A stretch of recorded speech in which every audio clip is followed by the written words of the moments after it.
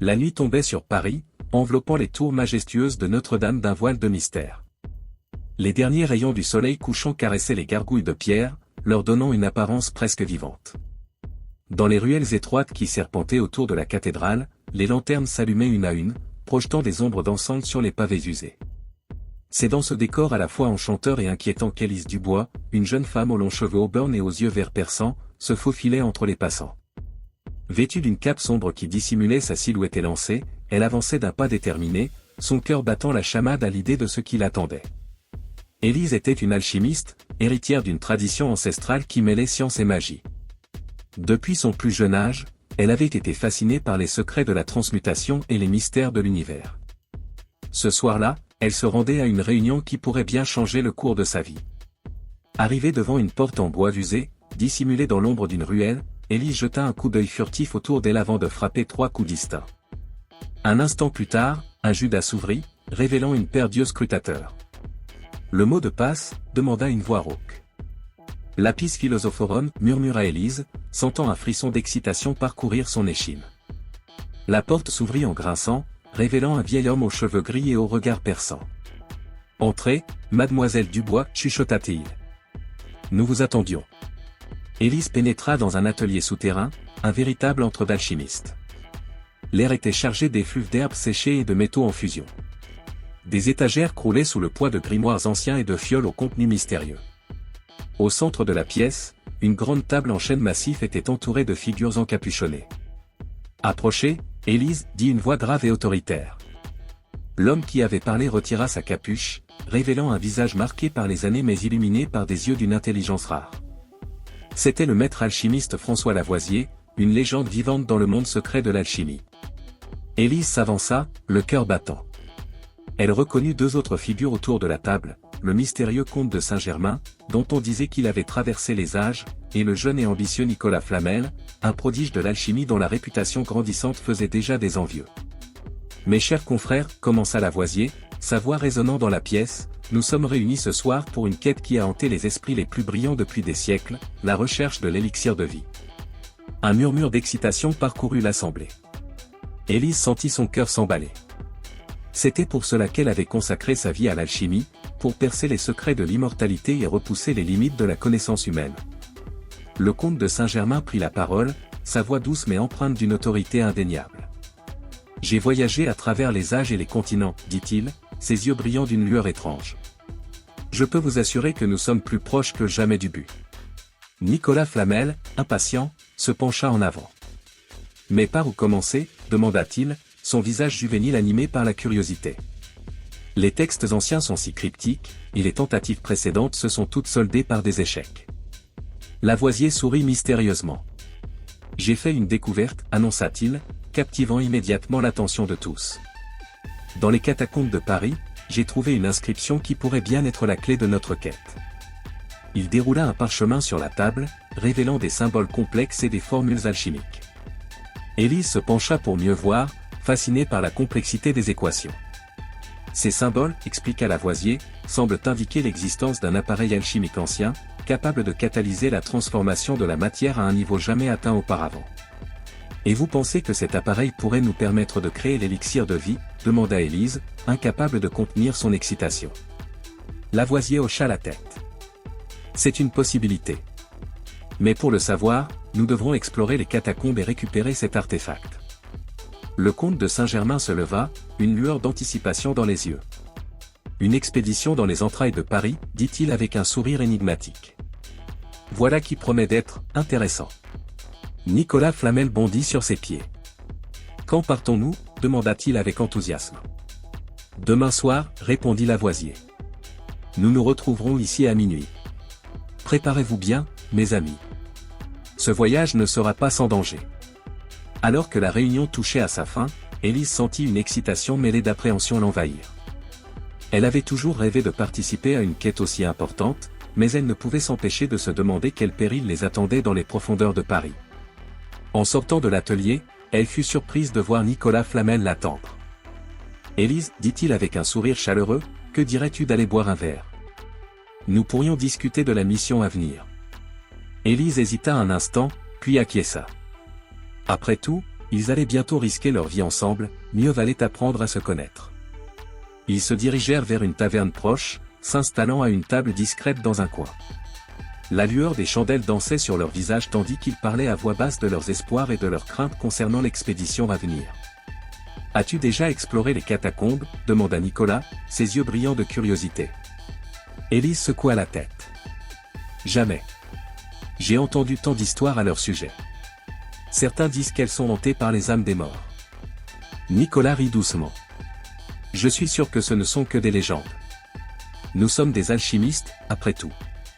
Nous cherchons la vérité au-delà des superstitions. » Pourtant, malgré son assurance, Élise ne put s'empêcher de remarquer une lueur d'inquiétude dans ses yeux. Elle se demanda si Nicolas, comme elle, sentait que cette quête allait les mener bien au-delà de tout ce qu'ils avaient pu imaginer. Alors qu'ils se séparaient pour la nuit, Élise jeta un dernier regard vers les tours de Notre-Dame, se découpant contre le ciel étoilé. Une brise fraîche caressa son visage, portant avec elle le parfum de l'aventure et du danger. Demain, se dit-elle, leur vie changerait à jamais. Pour le meilleur ou pour le pire, ils s'apprêtaient à plonger dans les mystères les plus profonds de l'alchimie. Et quelque part, au fond d'elle-même, Élise savait que rien ne serait plus jamais comme avant. L'aube pointait à peine lorsqu'Élise émergea de son sommeil agité. Les rêves de la nuit, peuplés d'ombres dansantes et de symboles alchimiques, s'estompaient déjà dans la lumière grise du matin parisien. Elle se prépara avec soin, vérifiant plusieurs fois le contenu de sa sacoche, grimoire, fiole d'élixir protecteur, et une petite dague en argent, cadeau de son père. La journée passa dans un brouillard d'anticipation. Élise tenta de se concentrer sur ses études habituelles, mais son esprit revenait sans cesse à l'expédition à venir. Que trouverait-il dans les profondeurs de Paris? L'appareil alchimique légendaire était-il réellement la clé de l'élixir de vie? Enfin, alors que le soleil se couchait, teignant le ciel de pourpre et d'or, Élise se dirigea vers le point de rendez-vous. Les rues de Paris s'assombrissaient, les lanternes s'allumant une à une comme autant d'étoiles terrestres. Elle retrouva ses compagnons à l'entrée d'un passage secret menant aux catacombes. Lavoisier, une lanterne à la main, les accueillit d'un hochement de tête solennel. Le comte de Saint-Germain, enveloppé dans une cape d'un noir profond, semblait se fondre dans les ombres. Nicolas, quant à lui, ne pouvait cacher son excitation, ses yeux brillants d'anticipation. « Mes amis, » commença Lavoisier, sa voix à peine plus haute qu'un murmure, « ce que nous nous apprêtons à faire ce soir pourrait changer le cours de l'histoire. Restez sur vos gardes. Les catacombes renferment plus que des ossements. » Sur ces mots, il ouvrit la porte dissimulée et s'engouffra dans le passage. Les autres le suivirent, Élise fermant la marche. L'air devint immédiatement plus froid et humide, chargé de l'odeur de la terre et du temps.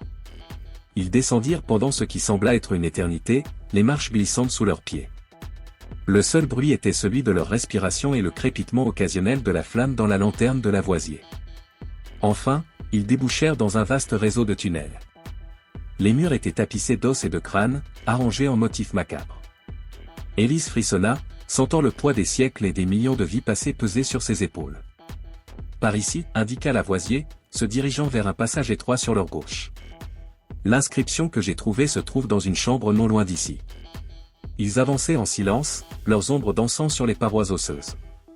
Élise ne put s'empêcher de remarquer que les yeux vides des crânes semblaient les suivre, comme s'ils désapprouvaient leur intrusion dans ce royaume des morts. Soudain, Nicolas s'arrêta net.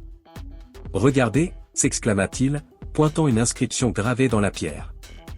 Le comte de Saint-Germain s'approcha, ses yeux brillants d'une lueur étrange. « C'est de l'araméen ancien, murmura-t-il. Je peux le déchiffrer. » Pendant qu'il travaillait sur la traduction, Élise remarqua un symbole familier juste au-dessus de l'inscription. « Maître Lavoisier, dit-elle, n'est-ce pas le signe de l'Ouroboros ?» Lavoisier examina le mur avec attention. « En effet, ma chère. Le serpent qui se mord la queue, symbole de l'éternité et du cycle perpétuel de la vie et de la mort. Une représentation appropriée pour notre quête, ne trouvez-vous pas ?» Le comte termina sa traduction, son visage illuminé par une excitation à peine contenue. « Écoutez, le sang de la terre, purifié par le feu céleste, révélera le chemin vers l'immortalité. » Un silence pesant s'abattit sur le groupe, chacun méditant sur la signification de ces mots énigmatiques. Nicolas fut le premier à rompre le silence, son front plissé par la concentration. « Le sang de la terre ? De quoi peut-il bien s'agir ?» Élise sentit son cœur s'accélérer alors qu'une idée prenait forme dans son esprit. « Peut-être, le mercure, proposa TL. Les alchimistes l'appelaient souvent ainsi, n'est-ce pas? Lavoisier hocha la tête, visiblement impressionné. Excellent raisonnement, Élise. Et le feu céleste pourrait faire référence à l'éclair, ou peut-être à une énergie plus ésotérique. Mais comment interpréter concrètement cette énigme, demanda Nicolas, frustré. Nous ne sommes pas plus avancés pour trouver l'appareil alchimique. Le comte de Saint-Germain, qui était resté silencieux jusqu'alors, posa sa main sur le mur. Peut-être que la réponse n'est pas dans les mots, murmura-t-il, mais dans la pierre elle-même. À peine avait-il prononcé ces mots qu'un grondement sourd se fit entendre. Le sol commença à trembler sous leurs pieds. Reculez, cria Lavoisier, tirant Élise en arrière. Dans un fracas assourdissant, une partie du mur s'effondra, révélant une chambre cachée. Un nuage de poussière s'éleva, les faisant tousser et leur piquant les yeux. Lorsque la poussière retomba, ils découvrirent avec émerveillement ce qui se trouvait dans la pièce secrète. Sur un piédestal de pierre, reposait un étrange appareil en cuivre et en verre, d'une complexité stupéfiante. Le comte s'avança, ses yeux brillant d'une convoitise à peine dissimulée. « C'est un alambic alchimique, murmura-t-il. D'une conception que je n'ai jamais vue auparavant. Il doit dater de l'époque des pharaons, au moins. » Élise s'approcha pour l'examiner de plus près, fascinée par les gravures complexes qui ornaient sa surface. Des symboles alchimiques s'entremêlaient avec des hiéroglyphes égyptiens et des formules mathématiques qu'elle ne reconnaissait pas. Nicolas, cependant, retint Élise par le bras. « Attention, dit-il, la voix tendue. Qui sait quel piège garde cet endroit? Nous devrions être prudents. » Lavoisier acquiesça gravement. Nicolas a raison. Nous devons ramener cet appareil à notre atelier pour l'étudier en toute sécurité. Le transporter ne sera pas une tâche aisée. Alors qu'ils discutaient de la meilleure façon de déplacer l'alambic, Élise ne put s'empêcher de remarquer l'expression troublante sur le visage du comte de Saint-Germain. Une lueur de triomphe mêlée à quelque chose de plus sombre dansait dans ses yeux. Elle se demanda, non pour la première fois, ce que cachait réellement cet homme mystérieux. Avec d'infinies précautions, ils parvinrent à soulever l'appareil de son socle. Il était étonnamment léger pour sa taille, comme s'il était fait d'un métal inconnu. Le retour à la surface fut lent et périlleux. Chaque pas dans les tunnels sombres et humides était un défi, le précieux alambic toujours en danger de glisser de leurs mains fatiguées. Enfin, après ce qui sembla être une éternité, ils émergèrent dans la nuit parisienne. L'air frais fut un soulagement après l'atmosphère étouffante des catacombes. « Nous avons réussi, souffla Nicolas, un sourire extatique aux lèvres. Mais Élise ne partageait pas entièrement son enthousiasme. Quelque chose dans l'air avait changé. Une tension presque palpable, comme si leur découverte avait perturbé un équilibre ancien et fragile. Lavoisier sembla percevoir son inquiétude. « Ce n'est que le début, mes amis, dit-il doucement. Maintenant commence le véritable travail. Et peut-être aussi, le véritable danger. » Alors qu'ils se séparaient pour la nuit, chacun rentrant chez soi avec la promesse de se retrouver le lendemain à l'atelier, Élise ne put s'empêcher de jeter un dernier regard vers l'entrée des catacombes. Pour un instant, elle crut voir une ombre se mouvoir dans l'obscurité, comme si quelque chose les avait suivis à la surface. Elle secoua la tête, chassant cette pensée irrationnelle. Pourtant, alors qu'elle rentrait chez elle sous le ciel étoilé de Paris, Élise ne put se défaire de l'impression que leur quête venait de prendre un tournant irréversible. Pour le meilleur ou pour le pire, ils avaient franchi un seuil, et il n'y avait plus de retour en arrière possible. L'atelier souterrain bourdonnait d'une énergie fébrile. L'alambic récupéré dans les catacombes trônait au centre de la pièce, objet de toutes les attentions. Les jours qui avaient suivi sa découverte avaient été un tourbillon d'activité frénétique, chacun des alchimistes apportant ses connaissances et son expertise pour percer les secrets de cet appareil mystérieux. Élise, les yeux cernés par des nuits de travail acharné, ajustait méticuleusement les réglages de l'alambic. Ses doigts agiles dansaient sur les mécanismes complexes, guidés par une intuition qu'elle ne comprenait pas totalement elle-même. C'était comme si l'appareil lui parlait, murmurant ses secrets à travers le temps. « Le mercure est en place, annonça TL, sa voix trahissant à la fois l'excitation et l'appréhension. Nous sommes prêts pour l'étape suivante. » Lavoisier, qui observait son travail avec un mélange de fierté et d'inquiétude, acquiesça gravement. « Bien. Nicolas, le parchemin, s'il vous plaît. » Nicolas, dont l'enthousiasme juvénile avait laissé place à une concentration intense, déroula un vieux manuscrit couvert de symboles ésotériques. Ses yeux parcouraient frénétiquement les lignes, cherchant la clé qui leur permettrait d'activer l'alambic. Selon ses instructions, dit-il, le front plissé par la concentration, nous devons maintenant canaliser l'énergie céleste. Mais comment? Nous ne sommes pas en plein orage, et même si c'était le cas, attirer la foudre ici serait suicidaire. Le comte de Saint-Germain, qui était resté étrangement silencieux depuis leur retour des catacombes, s'avança. Une lueur inhabituelle brillait dans ses yeux, mélange d'anticipation et de quelque chose qu'Élise ne parvenait pas à identifier. « Laissez-moi m'en charger, dit-il d'une voix basse et assurée. J'ai une affinité particulière avec ses forces. » Élise échangea un regard inquiet avec Nicolas. Depuis le début de leurs travaux, le comportement du comte avait été de plus en plus étrange. Il passait de longues heures seul avec l'alambic, murmurant des incantations dans des langues oubliées. Parfois, Élise avait l'impression que l'appareil réagissait à sa présence, vibrant doucement comme s'il reconnaissait un ancien maître. Lavoisier, cependant, semblait faire confiance au comte. « Très bien, dit-il. Procédez, mais avec prudence. Nous marchons sur un terrain inconnu. » Le comte s'approcha de l'alambic, plaçant ses mains sur sa surface polie. Il ferma les yeux et commença à psalmodier dans une langue qu'Élise ne reconnaissait pas. Les syllabes étranges résonnaient dans l'atelier, semblant faire vibrer l'air lui-même. Soudain, l'atmosphère se chargea d'électricité statique. Élise sentit ses cheveux se dresser sur sa nuque, un picotement désagréable parcourant sa peau. Les bougies vacillèrent, projetant des ombres dansantes sur les murs. Un éclair jaillit des doigts du comte, frappant l'appareil dans un crépitement assourdissant. Le mercure à l'intérieur se mit à bouillonner et à changer de couleur, passant du gris argenté à un rouge profond et pulsant. « C'est en train de fonctionner !» s'exclama Nicolas, extatique. Ses yeux brillaient d'émerveillement alors qu'il observait la transformation s'opérer. Mais leur joie fut de courte durée. L'alambic se mit à vibrer violemment, émettant une lumière aveuglante qui les força à détourner le regard. Des fissures apparurent sur sa surface, s'élargissant à vue d'œil. « Reculez !» cria Lavoisier, sa voix couvrant à peine le bourdonnement assourdissant qui emplissait maintenant la pièce. « Ça va exploser !» Élise eut à peine le temps de se jeter derrière une table renversée avant que l'appareil n'explose dans un fracas apocalyptique. Une vague d'énergie balaya la pièce, projetant les alchimistes contre les murs et renversant étagères et instruments. Pendant un moment qui sembla durer une éternité, le silence régna dans l'atelier dévasté. Puis, lentement, Élise émergea de sa cachette, toussant dans la poussière qui saturait l'air. Ce qu'elle vit alors la glaça d'effroi. La pièce était envahie d'une brume rougeâtre et pulsante, semblable à celle qu'ils avaient observée dans l'alambic. Mais ce n'était pas le plus terrifiant. Dans cette brume, des formes sombres et mouvantes semblaient se mouvoir, des silhouettes à peine définies qui évoquaient des cauchemars oubliés. « Que avons-nous fait » murmura-t-elle, la voix tremblante de terreur. Le comte de Saint-Germain se releva, époussetant sa cape comme si rien d'extraordinaire ne s'était produit.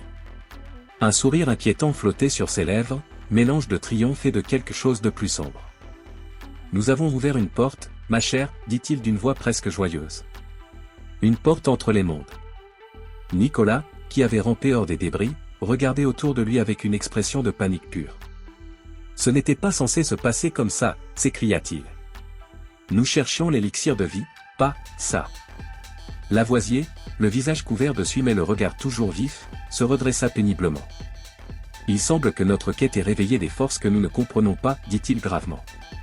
Nous devons réparer les dégâts avant qu'il ne soit trop tard. » Mais alors qu'ils contemplaient le chaos qu'ils avaient déchaîné, un rire sinistre résonna dans l'atelier. Ce n'était pas le rire de l'un d'entre eux, mais quelque chose de plus ancien, de plus sombre. Une silhouette se matérialisa dans la brume, un être aux traits décharnés, vêtu d'une robe noire en lambeaux. Ses yeux, deux puissants fonds de ténèbres, balayèrent la pièce avant de se poser sur les alchimistes terrifiés. « Enfin libre !» gronda la créature d'une voix caverneuse qui semblait venir des profondeurs de la terre.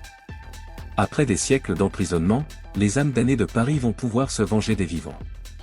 Élise réalisa avec un effroi grandissant que leur expérience avait fait bien plus que créer un pont entre les mondes. Ils avaient libéré les esprits tourmentés qui hantaient les catacombes, des âmes prisonnières depuis des siècles et assoiffées de vengeance.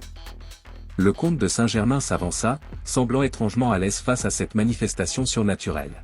« Peut-être pouvons-nous trouver un arrangement, dit-il à la créature, sa voix empreinte d'une assurance déconcertante. Vous avez certainement beaucoup à nous apprendre sur les mystères de la vie et de la mort. » Élise, Nicolas et Lavoisier échangèrent des regards inquiets. Jusqu'où le comte était-il prêt à aller dans sa quête d'immortalité? Et que savait-il réellement sur ce qu'il venait de libérer? La créature spectrale sembla considérer l'offre du comte, un rictus cruel déformant son visage cadavérique. Un arrangement? Peut-être. Mais le prix sera élevé, mortel. Es-tu prêt à payer de ton âme pour la connaissance que tu cherches? Avant que le comte ne puisse répondre, Lavoisier intervint. Nous ne pouvons pas laisser ces choses se répandre dans Paris, dit-il fermement. Nous devons trouver un moyen de refermer la brèche. Mais il était déjà trop tard. La brume spectrale commençait à s'infiltrer sous la porte de l'atelier, se répandant dans les rues de la ville. Des cris lointains se firent entendre, signe que les premiers Parisiens rencontraient les horreurs qu'ils avaient libérées. Élise sentit le poids de leur responsabilité s'abattre sur ses épaules.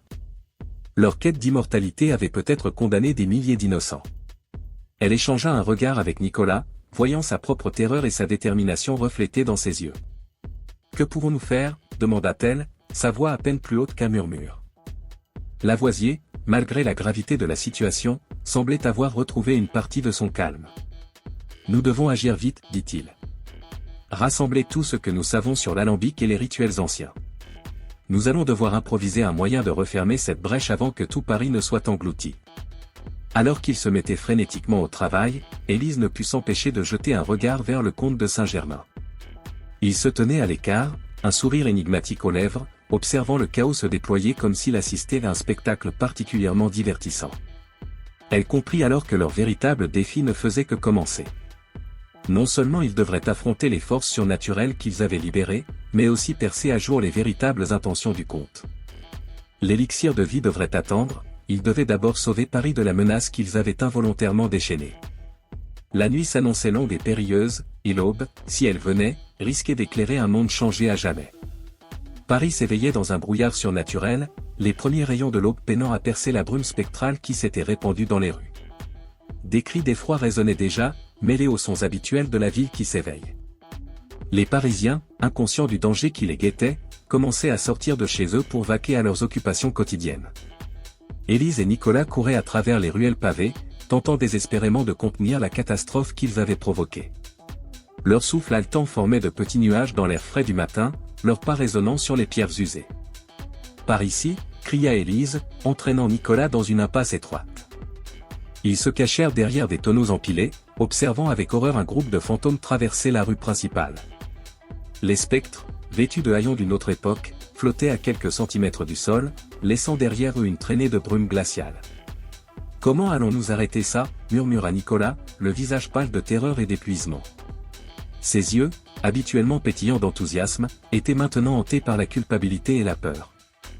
Élise serra les dents, son esprit analytique cherchant frénétiquement une solution. « Nous devons trouver un moyen de refermer la brèche entre les mondes, dit-elle à voix basse. Mais d'abord, il faut retrouver Lavoisier et comprendre ce que manigance le comte. Je ne lui fais pas confiance. » Ils se faufilèrent dans les rues, évitant les patrouilles de gardes paniquées et les groupes d'esprits vengeurs. L'atmosphère était chargée d'une énergie malsaine, l'air lui-même semblant vibrer d'une résonance étrange qui faisait dresser les cheveux sur la nuque d'Élise. Au détour d'une ruelle, ils tombèrent nez à nez avec une scène d'horreur. Un esprit particulièrement malveillant, à l'apparence d'un bourreau médiéval, terrorisait un groupe de marchands. Ses mains spectrales laissaient des traces de givre sur tout ce qu'elle touchait. Sans hésiter, Élise sortit de sa sacoche une fiole contenant une poudre scintillante. « Nicolas, distrais-le » cria-t-elle en débouchant le flacon. Nicolas, surmontant sa peur, s'avança en agitant les bras. « Et, toi ?» L'horreur médiévale. « Par ici. » Le spectre se retourna, ses yeux vides brillant d'une lueur menaçante. Profitant de cette diversion, Élise lança la poudre sur l'apparition. Au contact de la substance alchimique, le fantôme poussa un hurlement strident avant de se dissiper dans l'air, comme de la fumée dispersée par le vent. Les marchands, tremblants de peur, regardèrent leur sauveur avec un mélange de gratitude et de méfiance. « Qui êtes-vous » balbutia l'un d'eux. « Peu importe, » répondit Élise. « Rentrez chez vous et barricadez-vous. Ne sortez sous aucun prétexte jusqu'à ce que cette folie soit terminée. » Alors que les marchands s'enfuyaient, Nicolas se tourna vers Élise, les yeux écarquillés. « Comment as-tu fait ça » Élise sourit faiblement, montrant la fiole presque vide. Un mélange de sel consacré et d'essence de romarin. J'ai improvisé en me basant sur d'anciens textes d'exorcisme. ça ne les détruit pas vraiment, mais ça les renvoie temporairement dans leur monde. Nicolas secoua la tête, admiratif. Tu ne cesseras jamais de m'étonner. Leur moment de répit fut de courte durée. Une voix familière les interpella soudain, PSST. Par ici. C'était Lavoisier, caché dans l'embrasure d'une porte. Son visage habituellement serein était marqué par l'inquiétude et la fatigue. Ils le rejoignirent rapidement, soulagés de retrouver leur mentor. Maître, dit Élise, essoufflée. Que se passe-t-il? Où est le comte? Le visage de Lavoisier s'assombrit davantage. J'ai bien peur que le comte de Saint-Germain ne soit pas celui qu'il prétend être, dit-il à voix basse, jetant des regards nerveux autour d'eux. J'ai trouvé des documents dans son bureau. Des journaux datant de plusieurs siècles, tous écrits de sa main. Il recherche l'immortalité depuis bien plus longtemps que nous ne le pensions, manipulant des générations d'alchimistes pour parvenir à ses fins. Nicolas halta, le visage blême. Vous voulez dire qu'il est immortel, compléta Lavoisier. Pas encore. Mais il est bien plus vieux qu'il n'y paraît. Et je crains qu'il ne voie cette catastrophe comme une opportunité plutôt qu'une tragédie. Élise sentit un frisson lui parcourir l'échine. Les pièces du puzzle commençaient à s'assembler dans son esprit, révélant une image terrifiante. Il savait, murmura-t-elle. Il savait ce qui allait se passer quand nous activerions l'alambic. Lavoisier acquiesça gravement. J'en ai bien peur. Et maintenant, il est quelque part dans Paris, probablement en train de négocier avec ces entités spectrales pour obtenir le secret de l'immortalité. Que pouvons-nous faire? Demanda Nicolas, la voix tremblante. Lavoisier sortit un vieux grimoire de sa sacoche, ses pages jaunies couvertes de symboles ésotériques. J'ai trouvé une formule qui pourrait refermer la brèche, dit-il. Mais nous aurons besoin d'ingrédients particuliers. Il leur expliqua le plan. Ils devraient récupérer de l'eau bénite de Notre-Dame, une relique des catacombes, et un échantillon de la brume spectrale elle-même. Et le plus important, ajouta Lavoisier, son regard s'assombrissant, nous aurons besoin du sang d'un immortel. Nicolas et Élise échangèrent un regard lourd de sens. Le comte, dirent-ils à l'unisson. Lavoisier hocha la tête. Exactement. Ce ne sera pas une tâche facile, mais c'est notre seule chance de sauver Paris, et peut-être le monde entier. Alors qu'il s'apprêtait à partir en quête des ingrédients, un hurlement déchirant retentit non loin. Une femme courait dans la rue, poursuivie par une ombre menaçante au contour flou. Sans hésiter, Élise s'élança pour l'aider, suivie de près par Nicolas. Lavoisier les regarda partir, une lueur de fierté mêlée d'inquiétude dans les yeux. « Soyez prudents, murmura-t-il. Le destin de Paris repose entre vos mains. » Élise et Nicolas coururent à travers les rues brumeuses, slalomant entre les débris et les Parisiens paniqués. L'ombre poursuivant la femme gagnait du terrain, ses griffes spectrales tendues vers sa proie. D'un geste fluide, Élise sortit sa dernière fiole de poudre alchimique. « Nicolas, à mon signal !» cria-t-elle. Ils se séparèrent, prenant l'entité en tenaille. Au moment où l'ombre allait atteindre la femme terrifiée, Élise lança sa fiole. « Maintenant !» Nicolas bondit, attrapant la femme et la tirant hors de portée de la créature. La poudre frappa l'ombre de plein fouet, la faisant hurler de douleur avant qu'elle ne se dissipe dans l'air. La femme, tremblante, les remercia avant de s'enfuir vers un abri. Élise et Nicolas échangèrent un regard, à la fois soulagés et conscients de l'ampleur de la tâche qui les attendait. Une de sauvée, dit Nicolas, essuyant la sueur de son front. Mais combien d'autres sont en danger? Élise hocha gravement la tête. Nous devons nous dépêcher. Chaque minute qui passe, la brèche s'élargit et plus d'entités traversent. Ils reprirent leur route vers Notre-Dame, la première étape de leur quête désespérée. Les rues de Paris, habituellement si vivantes et joyeuses, étaient devenues un labyrinthe de terreur et de chaos. Alors qu'ils approchaient de la cathédrale, une question taraudait Élise, où était le comte de Saint-Germain, et quel terrible dessein poursuivait-il réellement? La course contre la montre était lancée, et l'avenir de Paris, peut-être même du monde entier, reposait sur leurs épaules. Le soleil montait lentement dans le ciel, ses rayons peinant à percer la brume surnaturelle. Une nouvelle journée commençait à Paris, une journée qui promettait d'être comme aucune autre dans l'histoire de la ville lumière. La cathédrale Notre-Dame se dressait, imposante et majestueuse, dans la brume surnaturelle qui enveloppait Paris. Ses tours gothiques semblaient percer le ciel, défiant les ténèbres qui menaçaient d'engloutir la ville. Élise et Nicolas se faufilèrent entre les gargouilles qui semblaient avoir pris vie, leurs yeux de pierre suivant chacun de leurs mouvements avec une attention inquiétante. L'eau bénite devrait se trouver près de l'autel, chuchota Élise, sa voix à peine audible par-dessus le vent qui sifflait entre les arcs-boutants. Ils pénétrèrent dans la nef, une scène surréaliste les attendait. Des fantômes de toutes les époques dansaient une valse macabre autour des piliers, leur rire sinistre résonnant sous les voûtes séculaires. Les vitraux, habituellement si colorés, projetaient des ombres spectrales sur le sol de pierre, créant un kaléidoscope cauchemardesque. Nicolas agrippa le bras d'Élise, ses doigts tremblants trahissant sa terreur. « Comment allons-nous passer » murmura-t-il, les yeux écarquillés devant ce spectacle infernal. Élise scruta la scène, son esprit analytique cherchant frénétiquement une solution. Les spectres tournoyaient sans relâche, leurs formes éthérées se mêlant et se séparant dans une chorégraphie hypnotique. Soudain, une idée germa dans son esprit. « Nous devons nous fondre dans la danse, dit-elle finalement, sa voix mêlant détermination et appréhension. Nicolas la regarda comme si elle avait perdu l'esprit. « Danser avec des fantômes ?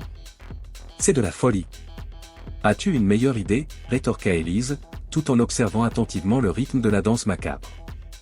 Prenant une profonde inspiration, elle saisit la main de Nicolas. « Suis mon mouvement » murmura-t-elle. « Et quoi qu'il arrive, ne lâche pas ma main. » Ils s'élancèrent dans la foule spectrale, leurs pas s'accordant instinctivement à la cadence surnaturelle. Élise sentit un froid glacial l'envahir chaque fois qu'un esprit la traversait, comme si son âme même était gelée l'espace d'un instant. Les visages décharnés tournoyaient autour d'eux, grimaçant de plaisir morbide. Nicolas, malgré sa terreur initiale, se laissa guider par Élise. Ses yeux, d'abord fermés de peur, s'ouvrirent lentement pour contempler le spectacle autour d'eux. « C'est fascinant » murmura-t-il, mi-effrayé, mi-émerveillé. Ils dansèrent ainsi pendant ce qui sembla être une éternité, se rapprochant progressivement de l'autel. Les fantômes, absorbés par leur danse infernale, ne semblaient pas remarquer ces deux intrus parmi eux. Enfin, ils atteignirent l'autel. Nicolas, reprenant ses esprits, remplit rapidement une fiole d'eau bénite tandis qu'Élise montait la garde, ses yeux scrutant la foule spectrale à la recherche du moindre signe de danger. Soudain, une voix familière retentit derrière eux, glaçant leur sang. Quelle charmante soirée, n'est-ce pas ? Ils se retournèrent pour faire face au comte de Saint-Germain, plus élégant et inquiétant que jamais. Vêtu d'un costume d'époque impeccable, il se tenait là, un sourire énigmatique aux lèvres, comme s'il assistait à un bal mondain plutôt qu'à une danse macabre. « Vous » s'exclama Nicolas, la colère remplaçant momentanément la peur dans sa voix. « Comment osez-vous vous montrer après ce que vous avez fait ?» Le comte sourit, ses yeux brillant d'une lueur surnaturelle qui n'avait rien d'humain. « Ce que j'ai fait, » répéta-t-il, feignant l'innocence. « J'ai ouvert la porte vers l'immortalité, mes chers amis. N'est-ce pas ce que nous recherchions tous ?» Élise fit un pas en avant, la colère bouillonnant en elle malgré la terreur qui menaçait de la submerger. « Pas au prix de milliers de vies innocentes, » cracha-t-elle, ses poings serrés tremblants de rage. « Des sacrifices sont parfois nécessaires pour le progrès, » répondit le comte avec un haussement d'épaules nonchalant, comme si la vie des Parisiens n'avait pas plus de valeur que des pions sur un échiquier. « Mais je suis curieux, que comptez-vous faire avec cette eau bénite ?» Nicolas cacha instinctivement la fiole derrière son dos, son corps tendu comme un arc. « Cela ne vous regarde pas, » répliqua-t-il d'un ton défiant. Le sourire du comte s'élargit, révélant des dents étrangement pointues. Un frisson parcourut l'échine d'Élise à cette vue. « Oh, mais si, » dit-il d'une voix doucereuse.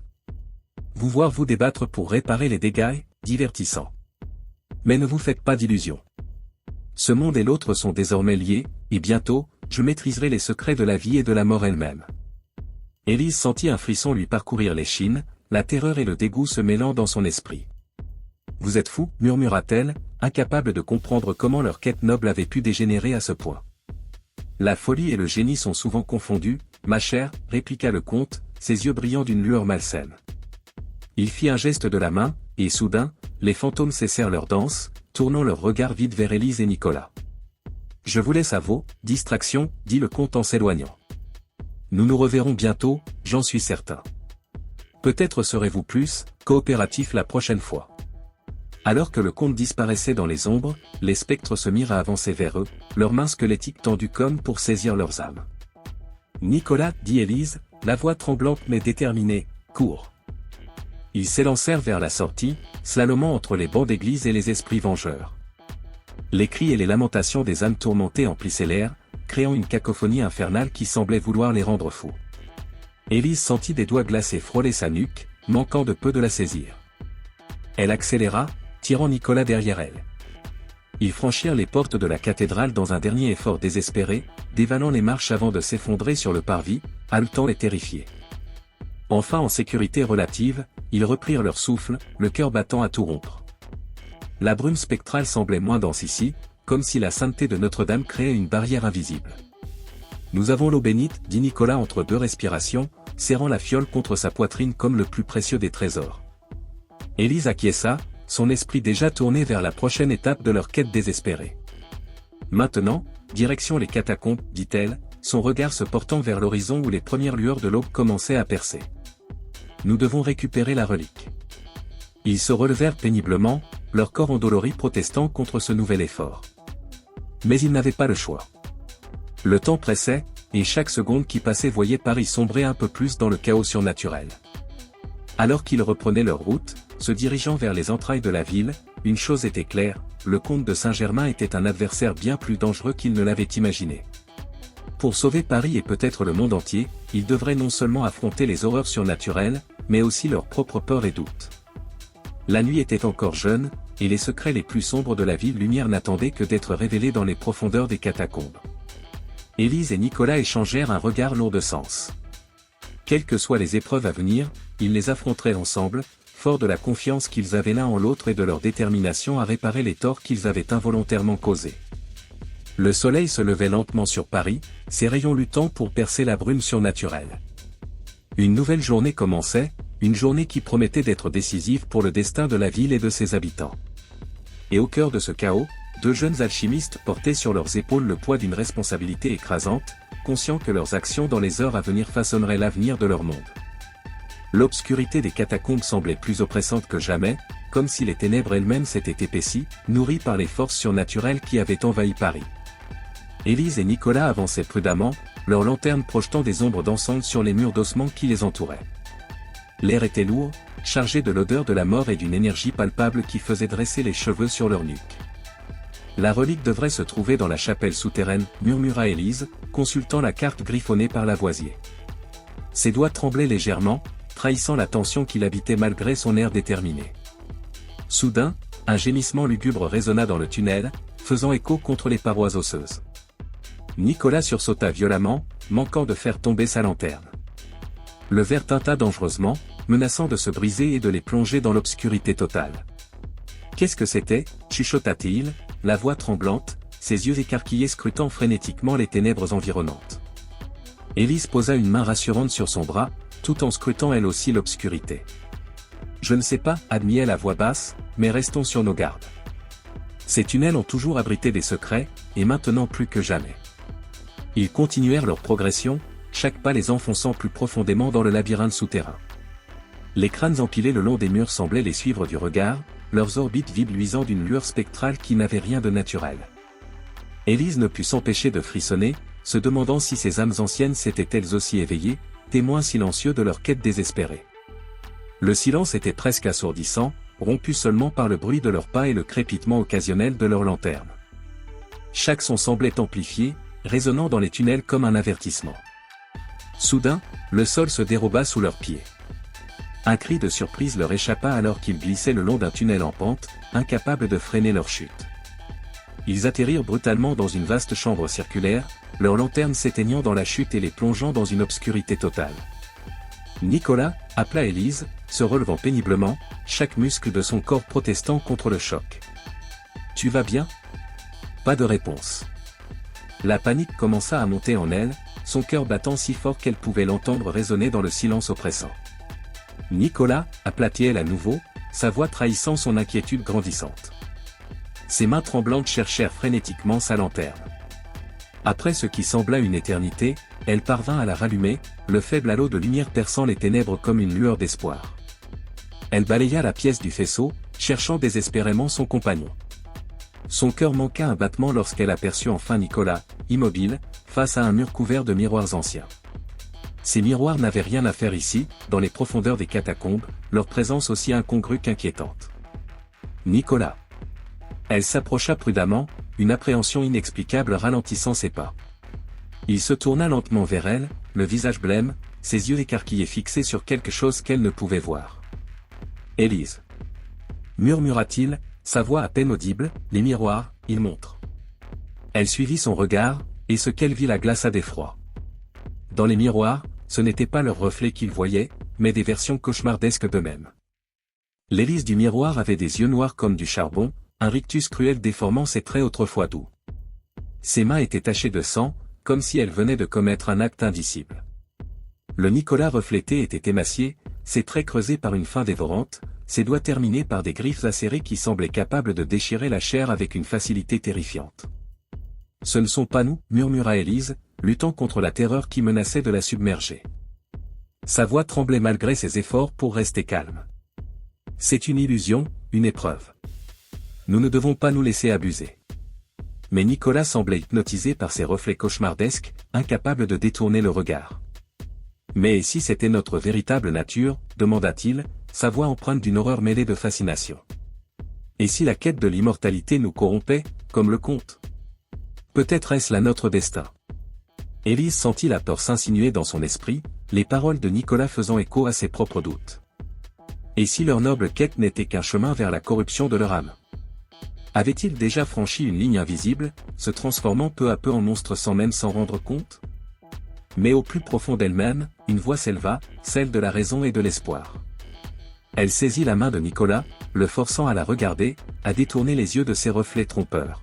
« Non, dit-elle fermement, sa voix retrouvant sa force. Nous ne sommes pas comme lui. Nous cherchons à réparer nos erreurs, à sauver des vies. Ce sont nos actions qui définissent qui nous sommes, pas ces illusions. » Ces mots semblèrent percer le voile de confusion qui enveloppait Nicolas. Il cligna des yeux, comme s'il sortait d'une transe, et serra la main d'Élise en retour.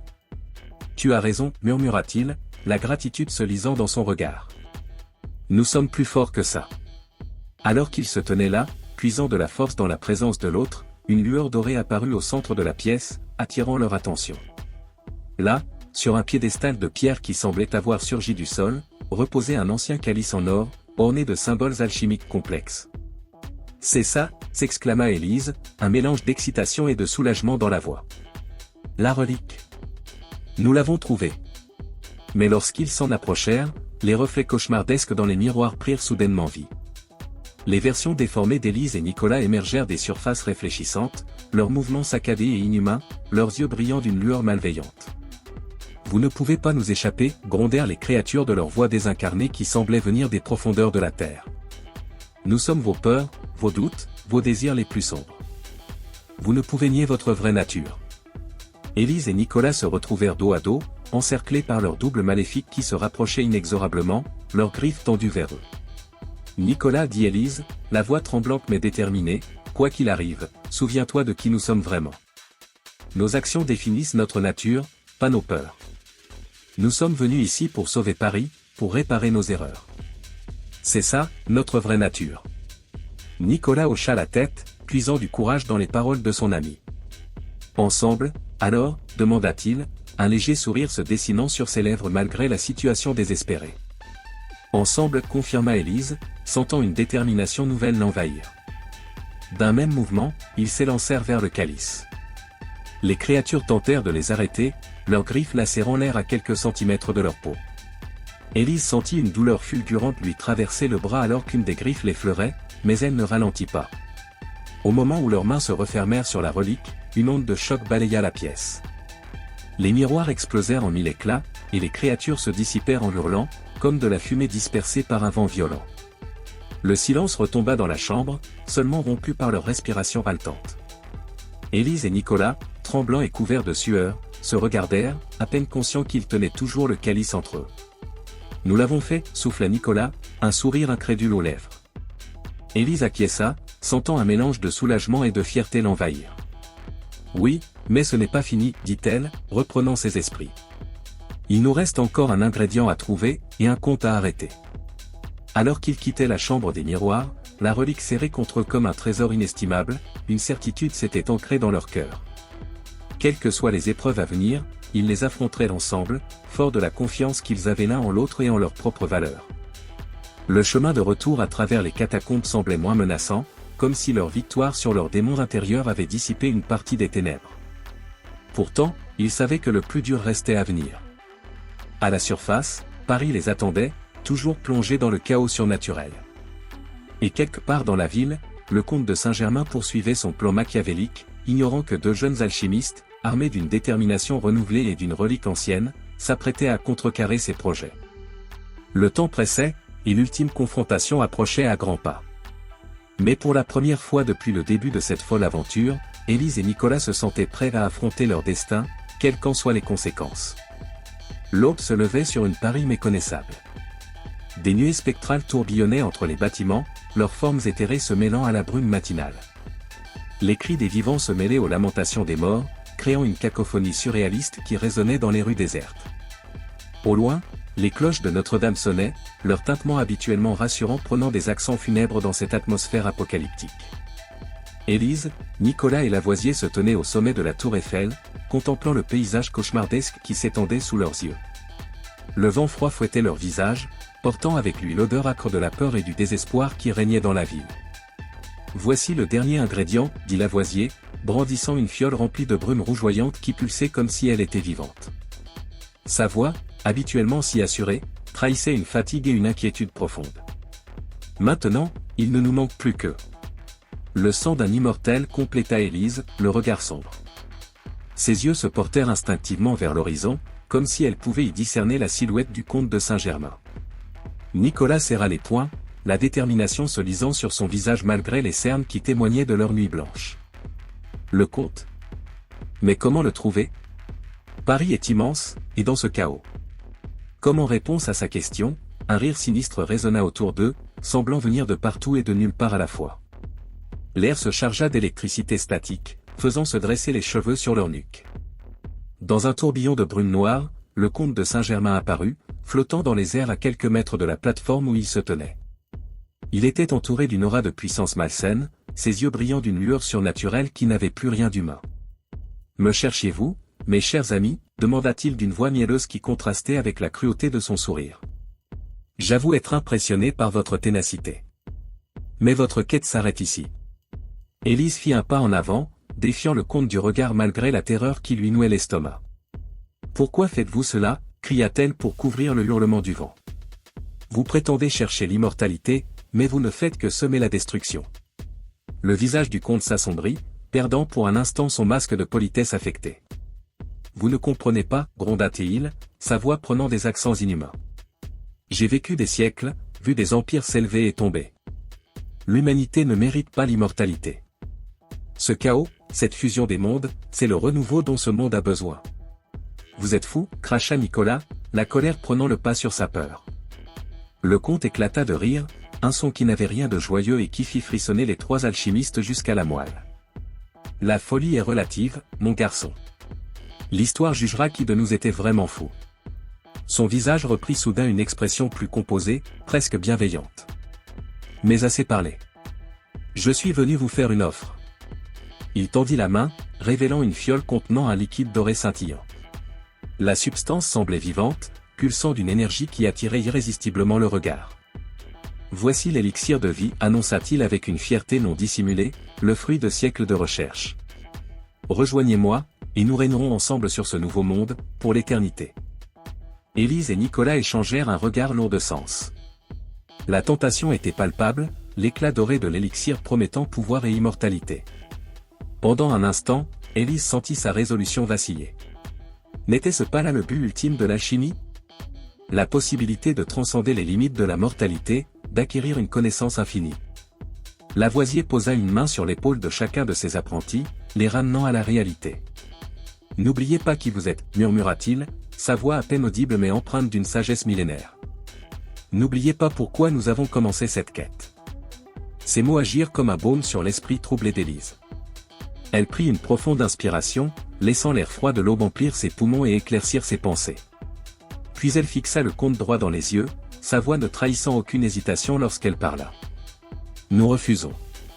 L'immortalité ne vaut rien si elle est obtenue au prix de tant de souffrances.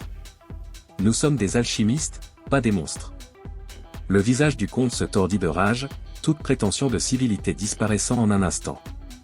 Ses traits semblèrent se déformer, révélant pendant une fraction de seconde quelque chose d'inhumain qui se cachait sous le masque. « Alors vous mourrez, rugit-il, comme tous les autres. Il leva les bras vers le ciel, invoquant une tempête de spectres qui se précipitèrent vers eux en hurlant. L'air autour d'eux devint glacial, chargé d'une énergie maléfique qui faisait vibrer la structure même de la tour Eiffel. Nicolas agrippa le calice contenant les ingrédients rassemblés au prix de tant d'efforts, prêt à lancer le rituel. « Il nous manque toujours le sang d'un immortel », cria-t-il par-dessus le tumulte, la panique perçant dans sa voix. Élise, dans un éclair de compréhension, réalisa ce qu'elle devait faire.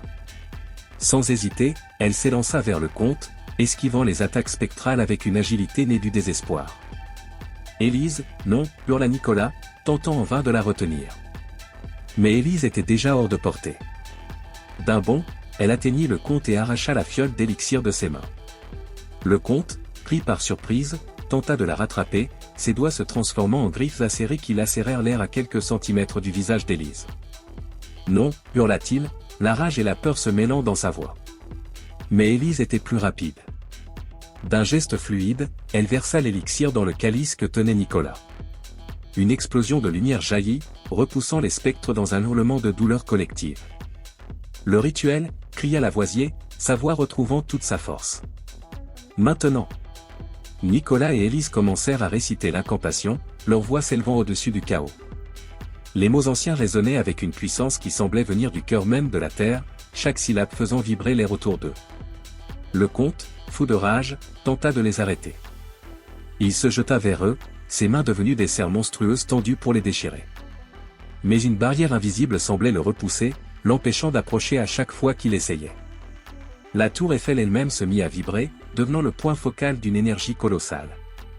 Des arcs de lumière jaillirent de son sommet, traversant le ciel de Paris comme des éclairs d'un blanc aveuglant. La brume spectrale qui enveloppait la ville commença à se dissiper, aspirée vers le sommet de la tour comme par un tourbillon géant. Le comte hurla de douleur et de frustration alors que son corps commençait à se désagréger, des lambeaux de son être arrachés par la force du rituel. « Vous ne comprenez pas ce que vous faites » cria-t-il, sa voix déformée par la souffrance et la rage. « Vous condamnez l'humanité à la mortalité. » Élise, sans cesser l'incantation, trouva la force de lui répondre « Nous la sauvons de votre folie. » Dans un dernier cri de rage qui sembla résonner dans tout Paris, le comte de Saint-Germain disparut, emporté par le vent comme des cendres. La tempête spectrale se dissipa, les âmes errantes retournant dans l'au-delà dans un tourbillon de lumière et d'ombre. Lentement, le calme revint sur Paris. Les trois alchimistes, épuisés mais triomphants, contemplèrent la ville qui s'éveillait d'un cauchemar. Les premiers rayons du soleil perçaient à travers les nuages, comme si la nature elle-même célébrait leur victoire. « C'est fini » murmura Nicolas, incrédule, ses jambes cédant sous lui alors que l'adrénaline quittait son corps. Lavoisier hocha la tête, un mélange de fierté et de tristesse dans les yeux. « Oui, mais à quel prix ?» Élise regarda la fiole vide qui avait contenu l'élixir de vie, maintenant brisée à ses pieds. « Nous avons fait le bon choix » dit-elle doucement, sa voix empreinte de conviction malgré sa fatigue. « L'immortalité ne vaut rien si elle nous coûte notre humanité. » Alors que le soleil se levait sur une Paris libérée, nos héros savaient que leur aventure avait changé le cours de l'histoire. Ils avaient affronté leurs peurs les plus profondes, résisté à la tentation ultime, et sauvé non seulement leur ville, mais peut-être l'équilibre même entre la vie et la mort. Mais tandis qu'ils descendaient de la tour Eiffel, prêts à affronter les conséquences de leurs actes et à reconstruire ce qui avait été détruit, une question persistait dans leurs esprits, qu'adviendrait-il maintenant de leurs recherches alchimiques? Et quels autres secrets l'univers gardait-il encore, attendant d'être découvert par ceux qui oseraient chercher au-delà du voile de la réalité? Plusieurs semaines s'étaient écoulées depuis la nuit fatidique où Paris avait failli sombrer dans le chaos. La vie avait repris son cours normal dans la ville lumière, mais pour Élise, Nicolas et Lavoisier, rien ne serait plus jamais comme avant. Les événements qu'ils avaient vécus avaient laissé une marque indélébile sur leurs âmes, transformant à jamais leur perception du monde et de leur art. Par une douce soirée d'automne, ils étaient réunis dans leur atelier souterrain, l'endroit même où tout avait commencé. Les étagères croulaient toujours sous le poids des grimoires anciens et des fioles mystérieuses, mais l'atmosphère avait changé. Une sagesse nouvelle, acquise au prix de dures épreuves, imprégnait l'air, se mêlant aux effluves familières d'herbes séchées et de métaux en fusion. Lavoisier, assis dans son fauteuil préféré, observait ses deux apprentis avec un mélange de fierté et de mélancolie. Ses cheveux semblaient avoir blanchi davantage depuis leur aventure, mais ses yeux brillaient toujours de cette étincelle de curiosité qui faisait de lui un maître alchimiste exceptionnel. Il prit la parole, sa voix empreinte de gravité. mes chers apprentis, le moment est venu de décider de l'avenir de nos recherches. Nous avons vu de nos propres yeux les dangers qui guettent ceux qui poussent trop loin la quête du savoir sans en mesurer les conséquences. Élise caressa distraitement la couverture usée d'un vieux manuscrit, son esprit revivant les moments terrifiants qu'ils avaient traversés. Après tout ce que nous avons vécu, dit-elle doucement, pouvons-nous vraiment continuer comme si de rien n'était? L'alchimie nous a menés au bord du gouffre. Nicolas acquiesça, pensif. Son visage, autrefois empreint d'une insouciance juvénile, portait maintenant les marques d'une maturité acquise dans l'adversité. Nous avons vu les dangers de pousser trop loin la quête de l'immortalité, dit-il. Mais faut-il pour autant abandonner toute recherche alchimique? N'y a-t-il pas un moyen d'utiliser notre savoir pour le bien de l'humanité? Un silence pensif s'installa, chacun pesant le pour et le contre de leur art ancestral. Les ombres dansaient sur les murs de l'atelier, projetées par la lueur vacillante des bougies, comme pour rappeler les forces obscures qu'ils avaient affrontées. Finalement, Élise se redressa, une lueur de détermination dans les yeux. Sa voix, ferme et assurée, brisa le silence, et si nous changions notre approche? L'alchimie ne doit pas nécessairement être une quête égoïste d'immortalité ou de pouvoir. Nous pourrions l'utiliser pour améliorer la vie des gens, pour guérir et protéger. Lavoisier sourit, une étincelle de fierté dans le regard. Une noble idée, Élise. L'alchimie a toujours été à la frontière entre la science et la magie. Peut-être est-il temps de la faire évoluer, de l'amener vers une nouvelle ère où elle servirait le bien commun. Nicolas se leva d'un bond, enthousiasmé par cette perspective. Son visage s'illumina d'une excitation qu'Élise n'avait pas vue depuis longtemps. Nous pourrions créer une nouvelle école d'alchimie, s'exclama-t-il. Une qui enseignerait non seulement les techniques, mais aussi l'éthique et la responsabilité qui vont avec ce pouvoir. Nous formerions une nouvelle génération d'alchimistes, conscients des dangers et déterminés à utiliser leur savoir pour le bien de tous. Leur excitation était palpable, l'énergie de la découverte et de la création emplissant à nouveau l'atelier. C'était comme si un poids avait été levé de leurs épaules, remplacé par la promesse d'un nouvel avenir plein de possibilités. Lavoisier se leva, posant une main sur l'épaule de chacun de ses apprentis. Sa voix tremblait légèrement d'émotion lorsqu'il parla, « Je suis fier de vous deux. Vous avez affronté des épreuves que peu auraient pu surmonter, et vous en êtes sortis plus sages et plus forts. Vous avez compris la véritable essence de l'alchimie, non pas la quête de l'immortalité ou de la richesse, mais la transformation. La transformation de la matière, certes, mais aussi et surtout la transformation de soi-même et du monde qui nous entoure. » Élise sentit une vague d'émotion la submerger.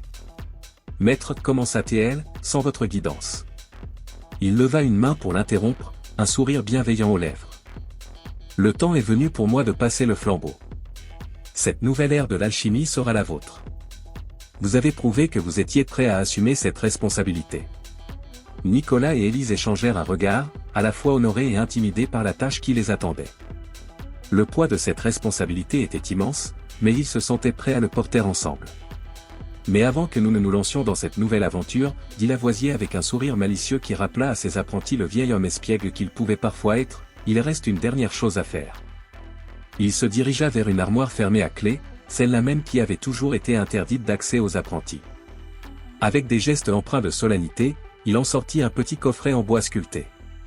À l'intérieur reposait un fragment de la pierre philosophale, vestige de leur confrontation avec le comte. Ceci, dit-il solennellement, représente à la fois notre plus grande réussite et notre plus grand danger. Que devons-nous en faire? Élise et Nicolas contemplèrent le fragment scintillant, conscients du pouvoir qu'il renfermait et des tentations qu'il pourrait susciter. Le silence s'étira, chacun pesant soigneusement sa réponse. Après un long moment de réflexion, Élise prit la parole, sa voix douce mais ferme, « Nous devrions le garder, dit-elle. » Les deux hommes la regardèrent avec surprise, mais elle continua, non pas pour l'utiliser, mais comme un rappel.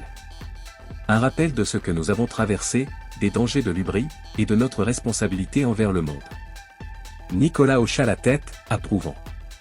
Et peut-être qu'un jour, ajouta-t-il, quand nous aurons acquis assez de sagesse et que notre nouvelle école aura formé des alchimistes dignes de confiance, nous pourrons l'étudier en toute sécurité, pour le bien de tous.